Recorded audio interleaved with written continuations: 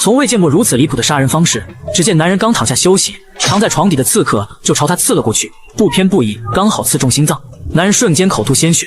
为了报复杀害自己的刺客，男人用尽全力打开随身的佩剑，紧接着一个猛地刺向床底。床底的刺客瞬间被反杀，他怎么也想不到，只剩半条命的男人竟然还能绝地完成反杀。就这样，一男一女都齐刷刷地离开了这个世界。与此同时，熟睡的小风突然惊醒。阿杜，阿杜，